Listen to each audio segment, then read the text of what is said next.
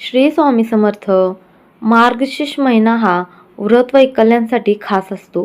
महालक्ष्मीचे व्रत हे व्रत वैकल्यांसाठी, तसेच दत्त जयंती हा महिना सर्वांच्या चेहऱ्यावर आनंद आणणारा असतो. गुरुवारी लक्ष्मी मातेची आपण पूजा करायची आहे. ज्या स्त्रिया उपवास ठेवत असतात आणि लक्ष्मी मातेची पूजा करत असतात, तर त्यांचे पठण आणि शेवटच्या गुरुवारी उद्यापन करत असतात.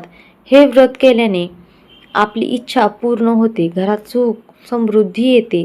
घरातील सर्वांच्या इच्छा आकांक्षा पूर्ण करायच्या असतील तर आपल्याला हे व्रत करायचे आहे.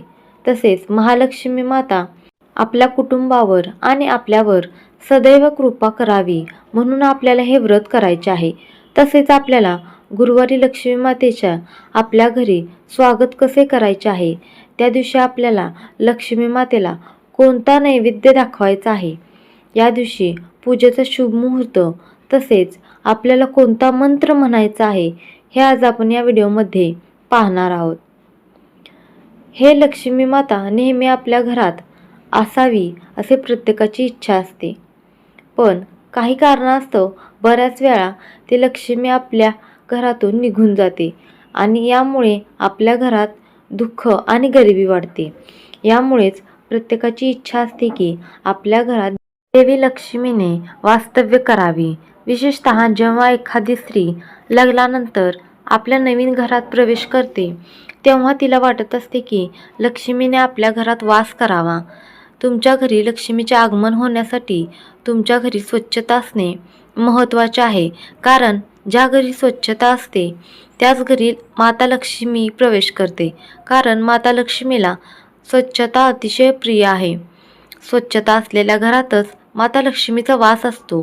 त्यामुळे तुम्हाला जर माता लक्ष्मीची जर कृपा हवी असेल तर तुम्हाला घरात स्वच्छता ठेवणे महत्त्वाचे आहे. तर मार्गशीर्ष गुरुवारी तुम्हाला लवकर उठून स्नान करायचे आहे, स्वच्छ वस्त्र परिधान करायचे आहेत आणि व्रताचा संकल्प करायचा आहे. मार्गशीर्ष महिन्यामध्ये एकूण 4 गुरुवार येतात. तर 27 नोव्हेंबर 2025 रोजी मार्गशीर्ष महिन्यातील पहिला गुरुवार येत आहे. यावर्षी एकूण 4 गुरुवार आपल्याला पूजेसाठी मिळणार आहेत. गुरुवारच्या दिवशी महिला व्रत करून उपवास करून पूजेची मांडणी करत असतात. कथा वाचून आरती करून हे व्रत करत असतात. तर या दिवशी सकाळी लवकर उठून आपल्याला स्नान झाल्यानंतर व्रताचा संकल्प करायचा आहे. त्यानंतर आपल्याला देवपूजा करून घ्यायची आहे. त्यानंतर आपल्याला या पूजेची मांडणी करून घ्यायची आहे. ज्यांना सकाळी पूजा मांडणी करणे शक्य नाही, त्यांनी दुपारी 3, 4, 5, 6 वाजेपर्यंत तुम्ही या पूजेची मांडणी करू शकता. प्रत्येक गुरुवारी आपल्याला याच पद्धतीने पूजेची मांडणी करायची आहे आणि दुसऱ्या दिवशी आपल्याला ही पूजा उचलून या पूजेची उत्तर पूजा करायची आहे. गुरुवारी आपल्याला फरशी पुसायची नाही आहे, तर तुम्ही बुधवारी रात्री फरशी पुसायची आहे. ज्या ठिकाणी आपल्याला पूजा मांडणी करायची आहे त्या ठिकाणी थोडे गोमूत्र शिंपडून स्वच्छ पुसून घ्यायचे आहे.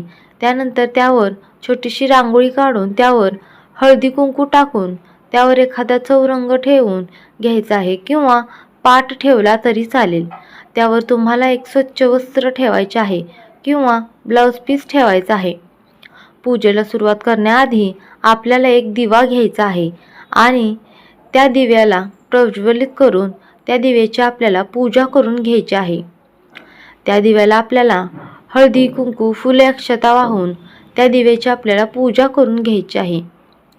किंवा जर तुम्हाला दिव्याचा मंत्र येत असेल तर तुम्हाला त्या दिव्याचा मंत्र म्हणून पूजा करायची आहे. त्यानंतर माता लक्ष्मीचा फोटो पाठीमागे ठेवून घ्यायचा आहे. त्यानंतर गणपती बाप्पांची मूर्ती असेल तर ती ठेवून गणपती बाप्पांची प्रथम पूजा करून घ्यायची आहे. जर मूर्ती नसेल तर थोडेसे तांदूळ ठेवून त्यावर सुपारी ठेवून त्यामध्ये गणपती बाप्पांचे आवाहन करून घ्यायचे आहे. त्यानंतर त्यांची पूजा करून घ्यायची आहे. त्यानंतर माता लक्ष्मीची मूर्ती असेल तर ती ठेवून घ्यायची आहे. माता लक्ष्मीच्या मूर्तीची पूजा करून घ्यायची आहे. त्यानंतर एक कलश घ्यायचा आहे.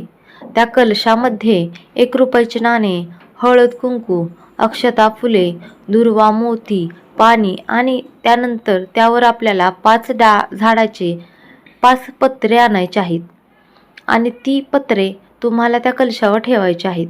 त्यानंतर तो कलश आपल्याला चौरंगावर स्थापन करायचा आहे. स्थापन करण्याआधी चौरंगावर थोड्या अक्षता ठेवून त्यावर थोडे हळद कुंकू वाहून त्यानंतर तो कलश आपल्याला त्या चौरंगावर त्याची स्थापना करायची आहे.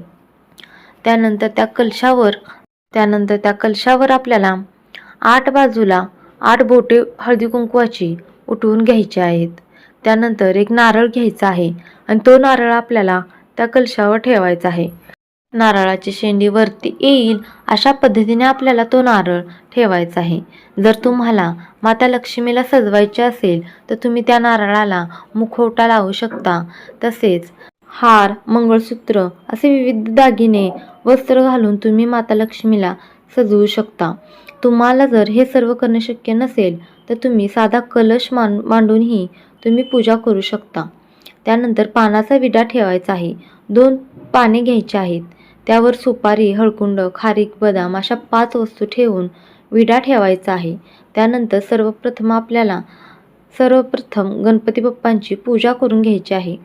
गणपती बाप्पांना हळदी कुंकू वाहून वक्रतुंड महाकाय सूर्यकोटी समप्रभ निर्विघ्नं करोमि देव सर्व कार्येषु सर्वदा असे म्हणून सर्वप्रथम आपल्याला गणपती बाप्पांची पूजा करून घ्यायची आहे. तुमच्याकडे जर जास्वंदीचे लाल फूल असेल तर फूल ठेवून घ्यायचे आहे.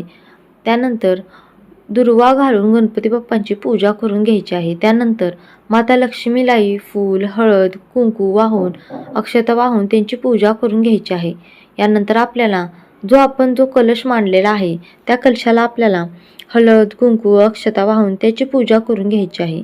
पूजा करत असताना तुम्ही माता लक्ष्मीचा कोणताही मंत्र म्हणू शकता किंवा बीज मंत्र म्हणू शकता. श्री महालक्ष्मी देवेय नमः हा मंत्र तुम्ही म्हणू शकता किंवा त्यानंतर 5 फळे तुम्हाला ठेवायचे आहेत. त्यानंतर नैवेद्यामध्ये तुम्हाला दूध, साखर, खडी साखर नैवेद्य दाखवायचा आहे.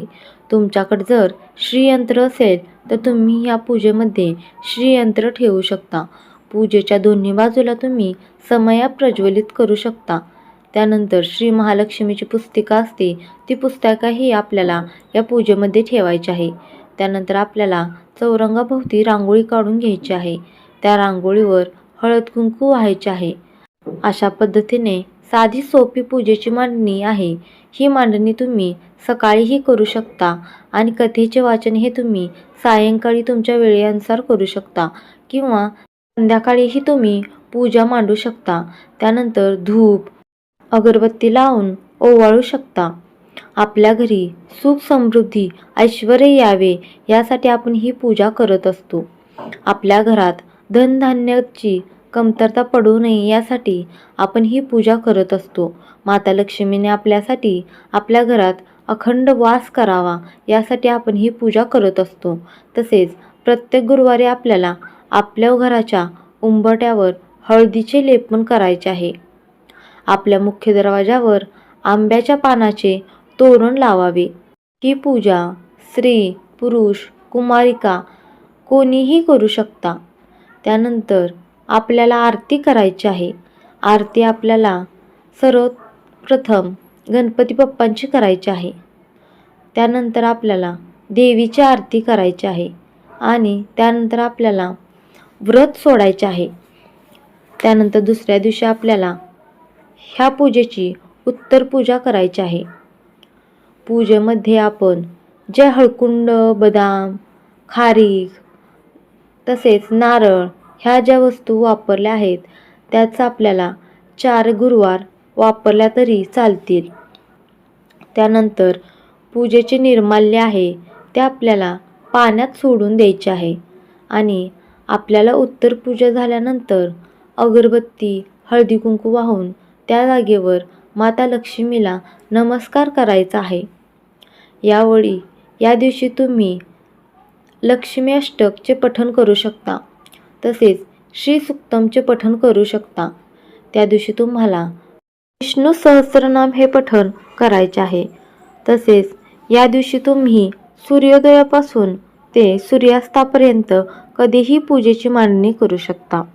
व्हिडिओ आवडला असेल तर व्हिडिओला लाईक करा. असेच नवनवीन माहितीचे व्हिडिओ पाहण्यासाठी आपल्या कथारंगी या यूट्यूब चॅनलला सबस्क्राईब करा आणि बेल आयकॉनला क्लिक करा. धन्यवाद.